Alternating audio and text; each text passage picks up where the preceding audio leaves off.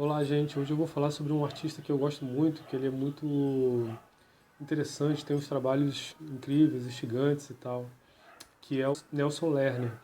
Ele nasceu em 1932, em São Paulo, e morreu no ano passado, em 2020. E é uma pena, eu gostaria de tê-lo conhecido.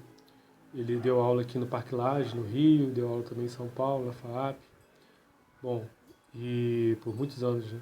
E ele era filho de imigrantes poloneses. A sua mãe era escultora e o seu pai era um industrial têxtil e inclusive fez, eu acredito que por seu incentivo, fez com que o filho viajasse para os Estados Unidos para fazer um curso de estamparia, dessa área têxtil. E o Nelson Lerner foi para lá, mas voltou, não passou no curso, né? E ah, uma das peculiaridades também é que o pai dele era, era um dos diretores do Museu de Arte Moderna de São Paulo e um dos diretores também da Bienal de São Paulo. Então ele teve um certo incentivo para entrar nesse mundo das artes, né? Diferente de algumas pessoas que os pais não querem que os filhos virem artistas, né? Na casa dele era um pouco diferente. Então ele sentiu uma certa tendência a isso, né? Talvez até uma pressão, não sei, pelas entrevistas que eu li, talvez até, e que eu escutei, né? Talvez, bom, não sei. E então ele voltou, ele foi no ano de 47 para os Estados Unidos. Ficou até lá até 52. E em 61 ele fez a sua primeira exposição individual em São Paulo. E aí o que é interessante nessas primeiras incursões assim na arte, depois que ele começou a ele afirmou-se para si, né, que queria ser artista mesmo. Ele é, teve a primeira exposição e um crítico escreveu sobre o trabalho dele, mas sem sequer ver o trabalho dele direito. E era um crítico muito importante. E isso foi decorrente da influência do pai dele. Então, a partir daí, logo ele começou a desconfiar, né, desse sistema de arte que era um sistema de influências, né, um sistema que muitas vezes é cínico, né, e ao longo da vida fez vários trabalhos criticando esse circuito de arte, né, trabalhos muito interessantes. E em 66, por exemplo, ele fundou um grupo Rex, que eu depois até vou fazer um vídeo sobre isso, porque é um grupo que fez uma galeria e durou apenas um ano, mas fez várias intervenções muito legais em São Paulo, né? Junto com os artistas Wesley Docli, Carlos Fajado, Geraldo de Barros e também Frederico Nesser e José Rezende. Eles fizeram também um jornal que era o Rex Time e a galeria chamava-se Rex Gallery and Sons e eles tiveram prejuízo com essa galeria e tiveram que fechar, né? Mas a ideia era, de certa maneira, assim, popularizar o objeto de arte e introduzir uma participação do público, né? Uma das primeiras exposições dele, ele simplesmente, que era chamada Exposição Não Exposição. Ela iria abrir e todas as pessoas que quisessem poderiam pegar os trabalhos e levar para casa gratuitamente. Então era uma exposição que virava uma não exposição, né? E segundo o depoimento do Nelson Lerner, a exposição durou 50 segundos. As pessoas foram lá e arrancaram tudo, levaram para casa.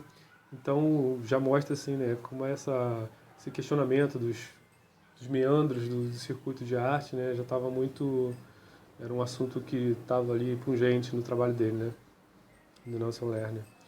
E também, né, tinha uma posição política, recusou participar de bienais quando é, o regime era militar, né, regime militar não, é regime ditatorial, né, militar ditatorial, das bienais de 69, 71. É, e ele era um colecionador, gostava de colecionar quinquilharias, adesivos, e isso está muito no trabalho dele, né? Stickers de vários personagens da cultura pop e tal. E ele gostava muito de jogos, gostava muito de tênis. E uma vez eu escutei um depoimento do Agnaldo Farias, que tem aqui no YouTube. Ele falando sobre o Nelson Lerner, que era tão fanático pelo Corinthians, que uma vez fez um. E o Corinthians não ganhava os jogos, e ele fez um campeonato junto com Carlito Maia, que era o campeonato chamado. Esse ano o Corinthians vai ser campeão. Onde ele pegou vários times Corinthians, né? Diferente daquele principal, os times periféricos chamados Corinthians, e eles jogaram entre si e, claro, um dos Corinthians ganhou, né? Então esse trabalho, né? Esse ano o Corinthians vai ser campeão. Esse depoimento do Agnaldo Farias é muito legal, se vocês procurarem aí, ele falando sobre o Nelson Lerner. Eu tô só replicando, passando para frente, né, gente? E ele também gostava de. Estava falando que ele gosta de símbolos, de bandeiras, estandartes. O trabalho dele tem muito a ver ele tinha um colar cheio de penduricalhos, assim, né? Que ele comprava no camelô. E ele gostava de colecionar, né? Nessa mesma entrevista que eu comentei agora, o Agnaldo Farias fala que ele colecionava até notas de R$ 20. Ficava trocando notas de 50 para ter notas de R$ 20. Ele era um colecionador compulsivo. E muitos trabalhos dele tem a questão da acumulação dos personagens, dos bonecos, das pequenas estatuetas. E, e isso é muito interessante. Então, ao mesmo tempo que ele era muito irônico, né? No sentido de tentar desmascarar esse sistema, né?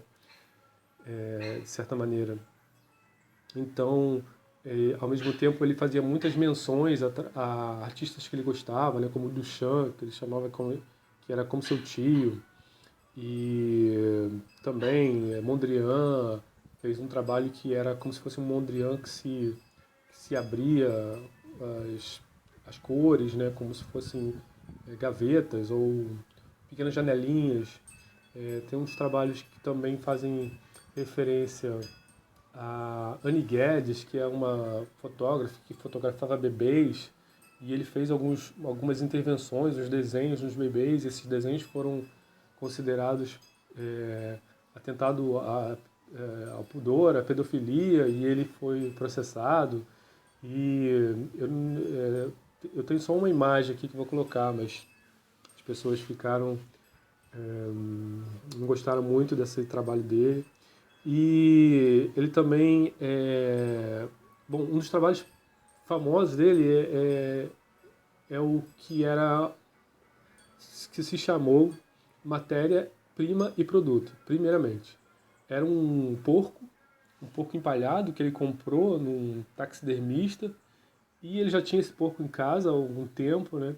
E ele resolveu mandar para o Salão Nacional de Brasília. Ele mandou esse porco junto, ele estava como se fosse engaiolado, né?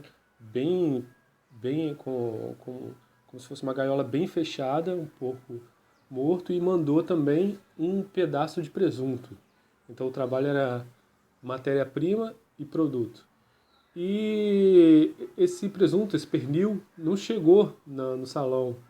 E ele imagina assim, os motoristas comeram esse trabalho dele, né?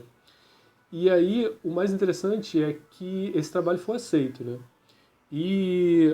Mas ele talvez tenha sido a primeira pessoa, uma das pessoas que ficou intrigado porque o trabalho dele foi aceito. Então ele criou caso porque o trabalho dele foi aceito. E renomeou o trabalho, chamando Happening da Crítica. E também ficou conhecido informalmente, né, como o julgamento do porco. Porque ele fez o seguinte, ele fez uma carta aberta dizendo o seguinte: eu não sei se o trabalho do porco é arte. Então, por isso que eu mandei para esse salão.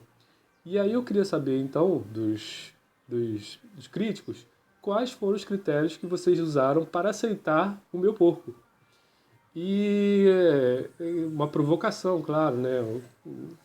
E buscando então essa como é que a crítica legitimava certas coisas, né? E alguns críticos responderam, né, de maneira ríspida.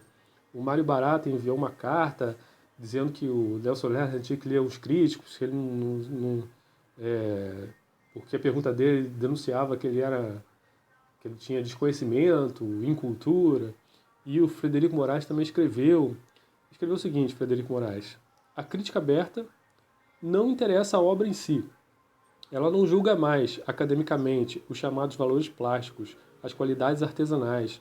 A essa crítica interessa o problema, a proposição e como ela foi resolvida.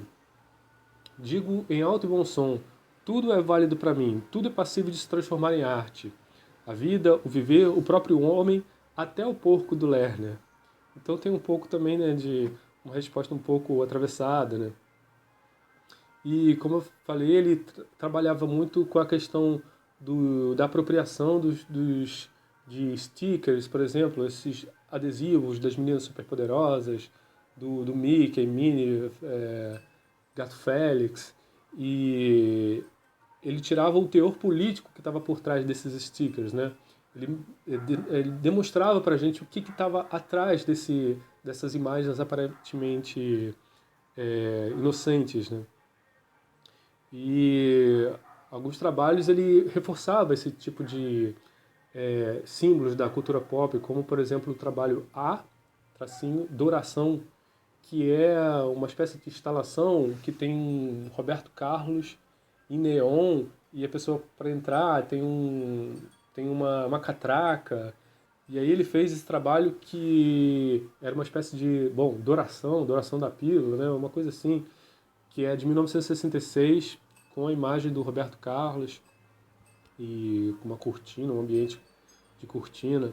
E esses adesivos ele usou muito em mapas, é, na série Mapa Mundi, Assim É, Se Lhe Parece.